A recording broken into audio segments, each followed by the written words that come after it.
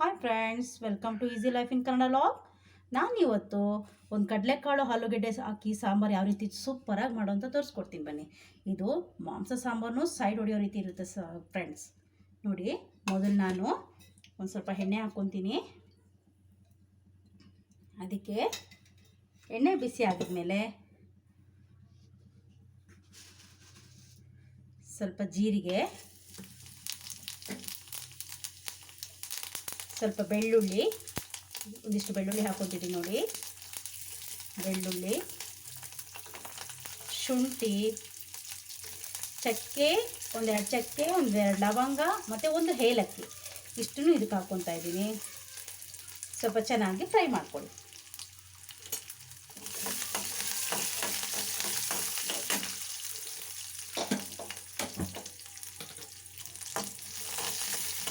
ಸ್ವಲ್ಪ ಕಮ್ಮಿ ಉರಿಯಿರಲಿ, ಚೆನ್ನಾಗಿ ಫ್ರೈ ಮಾಡ್ಕೊಳ್ಳಿ. ಇದು ಫ್ರೈ ಆಯ್ತಾ ಇದ್ದಾಗೇ ನೋಡಿ, ಇದಕ್ಕೆ ಫ್ರೈ ಆಗ್ತಾ ಇದೆ. ಇದಕ್ಕೆ 2 ಈರುಳ್ಳಿ, ಚಿಕ್ಕದಿದ್ರೆ 2 ತಗೊಳ್ಳಿ, ದೊಡ್ಡದಾದರೆ 1 ತಗೊಳ್ಳಿ. ಅದನ್ನು ಇದಕ್ಕೆ ಹಾಕ್ಕೊತೀನಿ.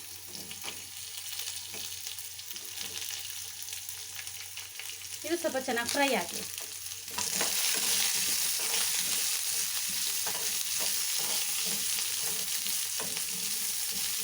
ಇಲ್ಲಿ ನೀವು ಮನೆಯಲ್ಲಿ ಯಾವಾಗಲೂ ಪೂರಿ, ಚಪಾತಿ, ಈವನ್ ರೈಸು ಮತ್ತು ಈ ರೈಸ್ಗೂ ಚೆನ್ನಾಗಾಗುತ್ತೆ ಫ್ರೆಂಡ್ಸ್. ಇದು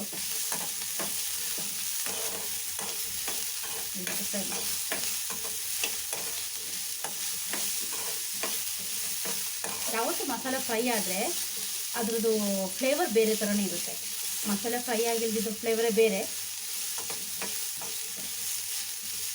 ರುಚಿ ಒಂದು ಬೇರೆ ರೀತಿ ಕೊಡುತ್ತೆ.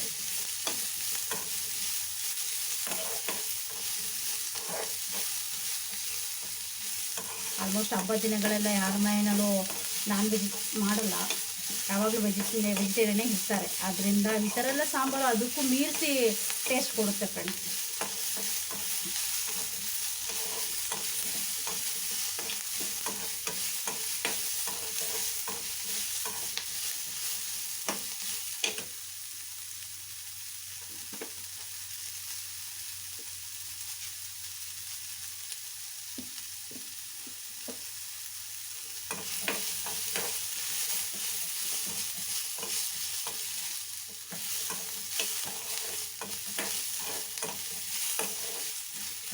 ಫ್ರೈ ಆಗ್ತಾ ಬರ್ತಾ ಇದೆ.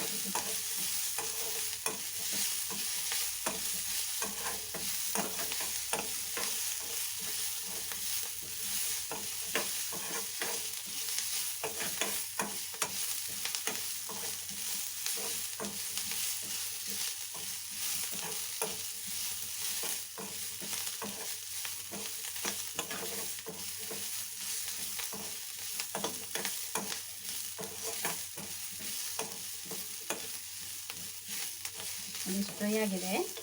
ಇವಾಗ ನಾನು 2ರಿಂದ 3 ಟೊಮೆಟೊ ತೊಗೊಂಡಿದ್ದೀನಿ. ಆ ಟೊಮೆಟೊನ ಇದಕ್ಕೆ ಹಾಕ್ಕೊತೀನಿ.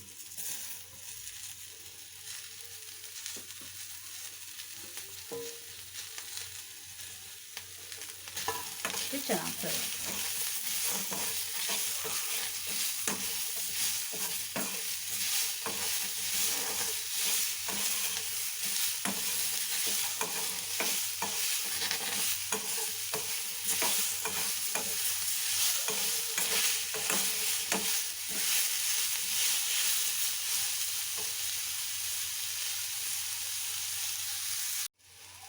ಅದು ಇಷ್ಟು ಫ್ರೈ ಆಗ್ತಾ ಬರ್ತಾ ಇದೆ ನೋಡಿ, ಇಷ್ಟು ಫ್ರೈ ಆಗ್ತಾ ಇದೆ.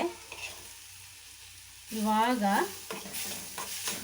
ಇದನ್ನು ಸ್ಟವ್ ಆಫ್ ಮಾಡ್ಕೊಳ್ಳಿ. ಇದು ಬಿಸಿ ಇರುವಾಗಲೇ, ಇದು ಸ್ಟವ್ ಆಫ್ ಮಾಡಿಕೊಂಡು ಇದು ಬಿಸಿ ಇರುವಾಗಲೇ ಇದಕ್ಕೆ ನಿಮಗೆ ಎಷ್ಟು ಬೇಕೋ ಅಷ್ಟು ಚಿಲ್ಲಿ ಪೌಡರು, ನಾನಿಲ್ಲಿ 1 ಟೀ ಸ್ಪೂನ್ ಚಿಲ್ಲಿ ಪೌಡ್ರ್ ಹಾಕ್ತಾಯಿದ್ದೀನಿ. ಚಿಲ್ಲಿ ಪೌಡರ್, 1 ಟೀ ಸ್ಪೂನ್ ಧನಿಯಾ ಪೌಡರ್. ನಾನಿಲ್ಲಿ ಬೇರೆ ಯಾವುದೇ ರೀತಿ ಮಸಾಲ ಯೂಸ್ ಮಾಡ್ತಾಯಿಲ್ಲ. 1 ಟೀ ಸ್ಪೂನ್ ಧನಿಯಾ ಪೌಡರ್. ಇಷ್ಟನ್ನು ಹಾಕಿ ಚೆನ್ನಾಗಿ ಮಿಕ್ಸ್ ಮಾಡಿ. ಸ್ವಲ್ಪ ಕೊತ್ತಂಬರಿ ಸೊಪ್ಪು ಹಾಕ್ತಾಯಿದ್ದೀನಿ. ಇಷ್ಟು ಕೊತ್ತಂಬರಿ ಸೊಪ್ಪು ಹಾಕಿ ಚೆನ್ನಾಗಿ ಮಿಕ್ಸ್ ಮಾಡಿ. ಸ್ವಲ್ಪ ತಣ್ಣಗಾಗಕ್ಕೆ ಬಿಟ್ಬಿಟ್ಟು ತಣ್ಣಗಾದ್ಮೇಲೆ ನಾನು ಮಿಕ್ಸಿ ಮಾಡ್ಕೊಳ್ತೀನಿ. ಅಷ್ಟರೊಳಗೆ ಈಚೆ ಸಾಂಬಾರ್ಗೂ ರೆಡಿ ಮಾಡ್ಕೊಳ್ಳೋಣ. ಈಗ ನಾನು ಕುಕ್ಕರ್ ಬಿಸಿ ಮಾಡೋಕ್ಕೆ ಇಟ್ಕೊಂಡಿದ್ದೀನಿ. ಅದಕ್ಕೆ ಸ್ವಲ್ಪ ಎಣ್ಣೆ ಹಾಕ್ಕೊಳ್ಳೋಣ.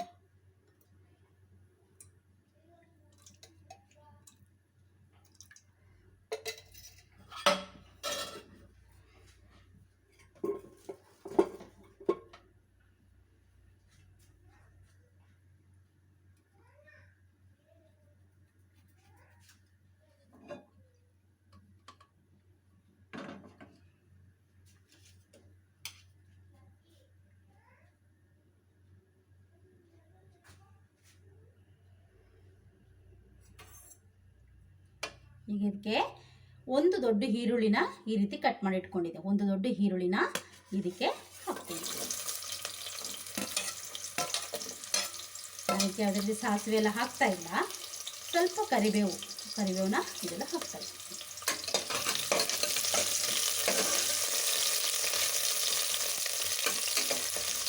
ಸ್ವಲ್ಪ ಫ್ರೈ ಆಗಿದೆ. ಇವಾಗ ಒಂದು ಟೊಮೆಟೊನ ಇದಕ್ಕೆ ಹಾಕೊಳ್ತಾ ಇದ್ದೀನಿ.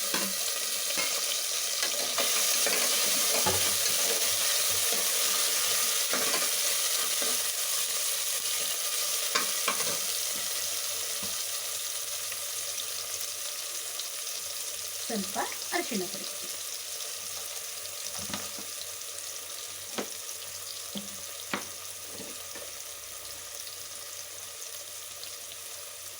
ಒಂದು ಟೀ ಸ್ಪೂನ್ ಉಪ್ಪನ್ನು ಹಾಕ್ಕೊಳ್ತಾ ಇದ್ದೀನಿ. ಇವಾಗ ಯಾಕಂದರೆ ಉಪ್ಪು ಹಾಕಿದಾಗ ಟೊಮೆಟೊ ಬೇಗನೆ ಬೇಯುತ್ತೆ. ಅದರಿಂದ ಸ್ವಲ್ಪ ನಾನು ಉಪ್ಪು ಅಷ್ಟೇ ಹಾಕ್ಕೊಳ್ತಾ ಇದ್ದೀನಿ.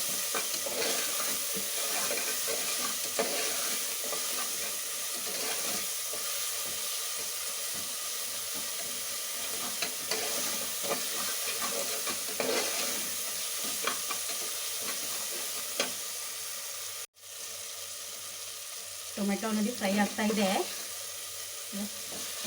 ನಾನು ಒಂದು ಬೌಲಷ್ಟು ಕಡಲೆಕಾಳನ್ನ ನಾನು ರಾತ್ರಿ ನೆನೆ ಹಾಕ್ಕೊಂಡು ಇಟ್ಟಿದ್ದೆ ನೋಡಿ ಈ ಥರ. ಅದಕ್ಕೆ ಒಂದು 2 ಆಲೂಗೆಡ್ಡೆ, ದೊಡ್ಡ ಆಲೂಗೆಡ್ಡೆ ಕಟ್ ಮಾಡಿ ಇಟ್ಕೊಂಡಿದ್ದೀನಿ. ಇದನ್ನು ಇವಾಗ ಇದಕ್ಕೆ ಹಾಕ್ಕೊತೀನಿ. ಚೆನ್ನಾಗಿ ಫ್ರೈ ಆಗುತ್ತೆ. ಸ್ವಲ್ಪ ಚೆನ್ನಾಗಿ ಇದರಲ್ಲೇ ಫ್ರೈ ಆಗುತ್ತೆ. ಅಷ್ಟರಲ್ಲಿ ನಾನು ಏನು ಮಿಕ್ಸಿಗೆ ಹೇಳಿದ್ದೆ ನಾನು ಅದೆಲ್ಲ ಹುರ್ಕೊಂಡಿಟ್ಟಿದ್ದೆ ಸ್ಪೈಸಸ್ ಎಲ್ಲ, ಅದನ್ನು ನಾನು ರುಬ್ಕೊಂಡು ಬಂದಿರ್ತೀನಿ. ನೋಡಿ ನಾನು ಮಿಕ್ಸಿ ಮಾಡ್ಕೊಂಡ್ಬಂದೆ. ಅಷ್ಟರೊಳಗೆ ಇದು ಕೂಡ ಇಷ್ಟು ಫ್ರೈ ಆಗ್ತಾ ಇದೆ. ಮತ್ತು ಇನ್ನೊಂದು ಹೇಳಬೇಕು ಅಂದರೆ ನಾನು ತೆಂಗಿನಕಾಯಿ ಹಾಕಲಿಲ್ಲ. ನಿಮಗೆ ತೆಂಗಿನಕಾಯಿ ಬೇಕು ಅಂತಿದ್ರೆ ನೀವು ಇಷ್ಟಪಡೋದಾದರೆ ತೆಂಗಿನಕಾಯಿ ಹಾಕ್ಕೊಳ್ಳಿ. ಸ್ವಲ್ಪ ಸಾಂಬಾರು ತಿಕ್ಕಾಗಬೇಕು ಅಂದರೆ ತೆಂಗಿನಕಾಯಿನೂ ಹಾಕ್ಕೊಳ್ಳಿ. ನಾನು ತೆಂಗಿನಕಾಯಿ ಯೂಸ್ ಮಾಡ್ತಾ ಇಲ್ಲ, ಹಾಗೇ ಹಾಕ್ತಾಯಿದ್ದೀನಿ.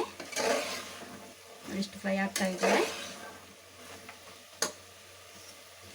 ಇವಾಗ ನಾನೇನು ಮಿಕ್ಸಿ ಮಾಡ್ಕೊಂಡ್ಬಂದಿದ್ದೆ ಅದನ್ನು ಇದರಲ್ಲಿ ಹಾಕ್ತೀನಿ.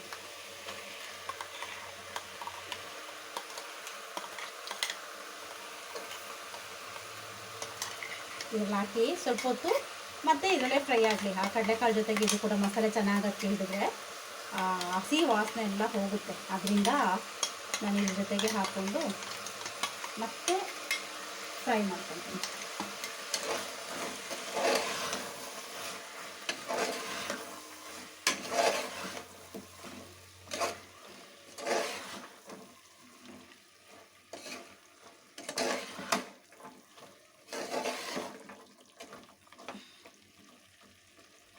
ಚೆನ್ನಾಗಿ ಫ್ರೈ ಆಗಲಿ, ಸ್ವಲ್ಪ ಇದು ಮಸಾಲೆ ಎಲ್ಲ ಇದಾಗಲಿ.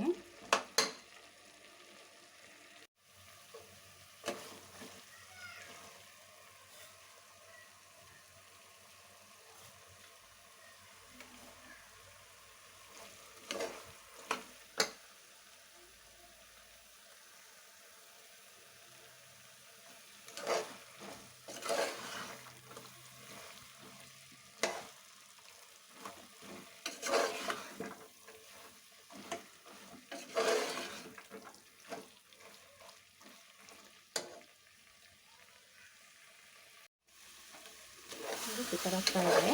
ಇವಾಗ ನಾನು ಮಿಕ್ಸಿ ಜಾರಲ್ಲಿ ಸ್ವಲ್ಪ ಮಸಾಲೆ ಇತ್ತಲ್ಲ, ಅದಕ್ಕೆ ಸ್ವಲ್ಪ ನೀರು ಹಾಕ್ಕೊಂಡು ಇದಕ್ಕೆ ಹಾಕ್ಕೊತೀನಿ. ನಿಮಗೆ ಎಷ್ಟು ನೀರು ಬೇಕು ನೋಡ್ಕೊಳ್ಳಿ. ಸ್ವಲ್ಪ ತಿಕ್ಕಾಗಿದ್ದರೆ ಚೆನ್ನಾಗಿರುತ್ತೆ, ಯಾಕೆಂದರೆ ಚಪಾತಿಗೆ ಮತ್ತು ಗೀ ರೈಸ್ಗೆಲ್ಲ ಹಾಕ್ಬೋದು ಅಂತ ನಾನು ಹೇಳಿದೆ. ಅದರಿಂದ ಸ್ವಲ್ಪ ತಿಕ್ಕಾಗಿದ್ರೆ ಟೇಸ್ಟಿಯಾಗಿರುತ್ತೆ. ತುಂಬ ತಿಕ್ ಬೇಡ, ಸ್ವಲ್ಪ ಗ್ರೇವಿ ಜಾಸ್ತಿ ಇರಲಿ ಅಂದರೆ ನಿಮಗೆ ಎಷ್ಟು ನೀರು ಬೇಕು ಅಷ್ಟು ಹಾಕ್ಕೊಳ್ಳಿ.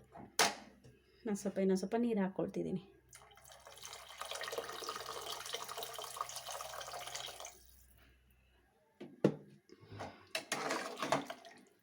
ಇವಾಗಲೇ ಸ್ವಲ್ಪ ಉಪ್ಪು ಖಾರ ಎಲ್ಲ ಚೆಕ್ ಮಾಡ್ಕೊಳ್ಳಿ. ಉಪ್ಪು ಕಮ್ಮಿ ಇದ್ದರೆ, ಖಾರ ಕಮ್ಮಿ ಇದ್ದರೆ ಸ್ವಲ್ಪ ಈಗಲೇ ಹಾಕ್ಕೊಳ್ಳಿ.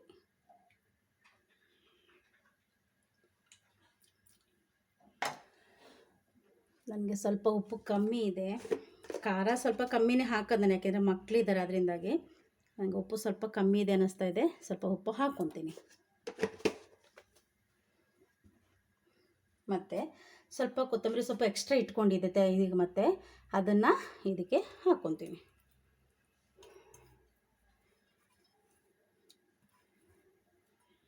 ಇವಾಗೆಲ್ಲ ಕರೆಕ್ಟಾಗಿದೆ.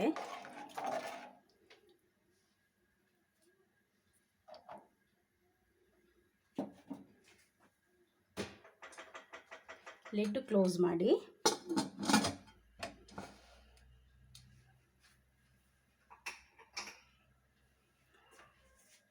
ಎರಡು ವಿಷಲ್ ಹೊಡ್ಸ್ಕೊಳ್ಳಿ. ನಾನು 2 ವಿಷಲ್ ಹೊಡ್ಸ್ಕೊಳ್ತೀನಿ. ನಿಮಗೆ ಸ್ವಲ್ಪ ಚೆನ್ನಾಗಿ ಬೇಯಬೇಕು ಅಂದರೆ 3 ವಿಷಲ್ ಹೊಡ್ಸ್ಕೊಳ್ಳಿ ಫ್ರೆಂಡ್ಸ್.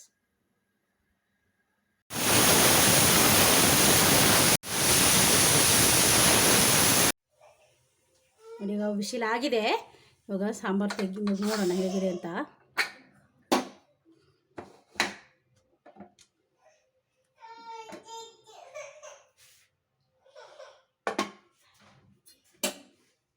ಆಗಿದೆ, ಚೆನ್ನಾಗಿ ತಿರ್ಸಿ ಸಾಂಬಾರು ರೆಡಿ ಇದೆ ಫ್ರೆಂಡ್ಸ್. ನೋಡಿ,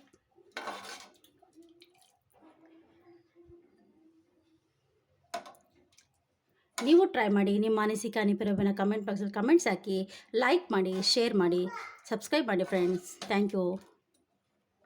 C you on next video.